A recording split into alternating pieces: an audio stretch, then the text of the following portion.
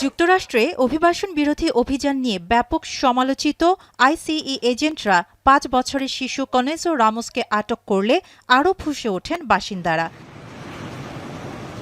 তীব্র বিক্ষোভের মুখে শনিবার রামোস ও তার বাবাকে ছেড়ে দেওয়ার নির্দেশ দেয় আদালত।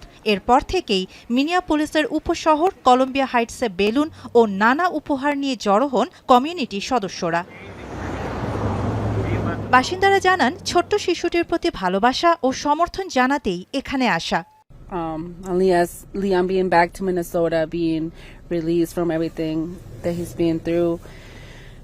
Us having a 5-year-old, I just couldn't imagine what the mom has been going through. Hopefully, it will be a big change coming with all this protest. It just hopefully everybody gets together and keep protesting until it comes to the end. Hopefully. রামোসের ফেরা আশার আলো জাগিয়েছে বলে মন্তব্য করেন উপশহরের mayor আমান্দা Marquis. তবে IEC এজেন্টদের উপস্থিতি নিয়ে উদ্বেগ জানান তিনি।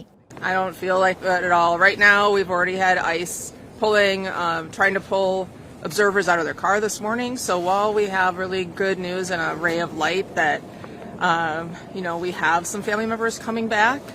শনিবার আদালতের নির্দেশের পর রোববারই রামোস ও তার বাবাকে মিনেসোটায় তাদের বাড়িতে পৌঁছে দেওয়া হয়। We need more media attention for every family. Shahana জাহান, বিশ্ব।